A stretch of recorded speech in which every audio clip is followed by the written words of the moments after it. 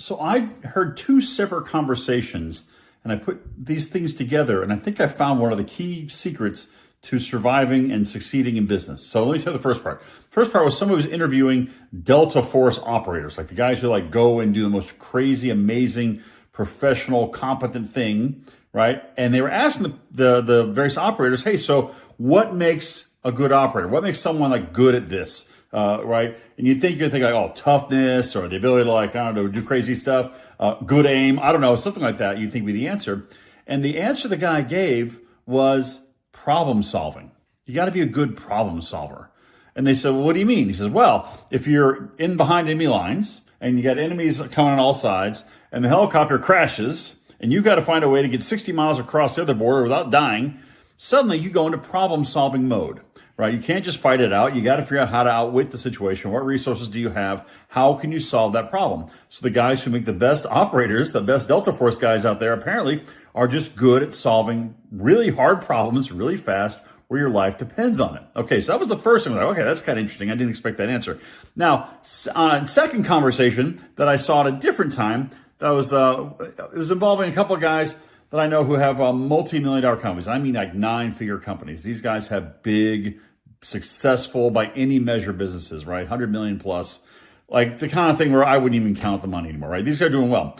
And they're kind of sitting around in a sort of informal situation and they're kind of yucking it up. And what are they talking about? Where to invest their money? And no, they're sitting there reliving the old days. They're hashing out, hey, one time we had our warehouse burned down in the middle of the holiday season and we thought we were screwed. And then we had to do this and do this and do this and do this and overcome that problem. And we do that, we do this, right? And the other guys, oh yeah, well, I had someone sue us. Totally, wrong. We were very small. We couldn't afford a lawyer. So I pretended to be a lawyer and blah, blah, blah, blah, blah, blah, right?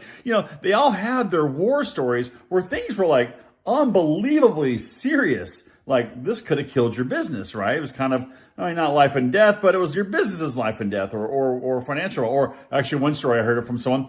They literally did not have the money for payroll. They lived in Los Angeles. The company was in Los Angeles. They had about half the money for payroll and they were like screwed. They thought they had some money coming in, but they didn't have any payroll this week, this month, whatever it was. So the guy drove his car to Vegas. He took the payroll money, put it on one roll of the dice and roulette, one roll of the thing at roulette there, and won like $20,000, right, at a high stakes roulette table, and then took that and went home, right? Like he made payroll by gambling the old payroll to get it. Like crazy stories, right? Now I don't recommend that, by the way. I'm not endorsing any of that stuff. However, my point being this, the one thing I see lining between this is problem solving.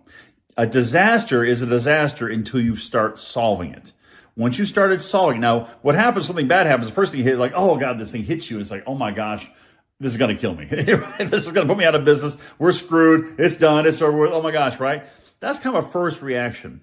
Then there's that second reaction that every successful business owner has that you sort of kicks in like, okay, well, how am I going to solve this? How am I going to make this work? How can I overcome this? What solutions are there? And I think the difference between someone who is an entrepreneur and stays an entrepreneur successfully and has any degree of success at all is you have that little kick-in moment where you're like, okay, I've got my butt kicked on this thing. This is a disaster. I should have, would have, could have, and now it's here. And now I'm going to solve it. And here's how I'm going to do it. Here's a really bad idea to solve it. Here's another bad idea to solve it. Oh, here's a better idea to solve it. You start iterating these ideas. How could I solve this problem? And next thing you know, you've kind of gotten on top of it. And if you're really clever, you've actually done better when you come out the other end of that problem than just surviving it. You didn't just survive it. He's like the one guy who had his warehouse burned down.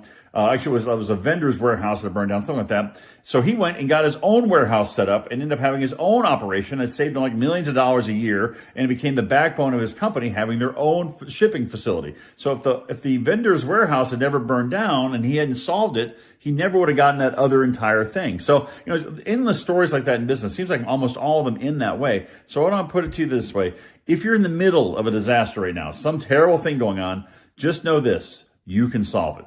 If you're a business owner at all, you've solved problems in the past, and maybe this is the biggest one you've had, or maybe it's a little one, but just know that is the game, is having these problems to solve. And that's the way you prove your mettle as an entrepreneur. And if you've been in business for more than, say, 2 or 3 years, don't worry, you have the skills, because the reason I think so many businesses crash out and don't survive a year or two is because those entrepreneurs, when they got the problem, they went, well, I guess I'm dead, and they quit. Right? You, if you've been around for a couple of years or longer, you know you have that survival gene in you or whatever it is that makes you go, no, I'm going to solve this damn thing. So go out and do that. And if you got a war story you want to share with me, go ahead, send it over. Maybe we'll swap war stories. And one day when we're all sitting around with our $100 million companies, we'll sit around and laugh about them. Okay, take care, man.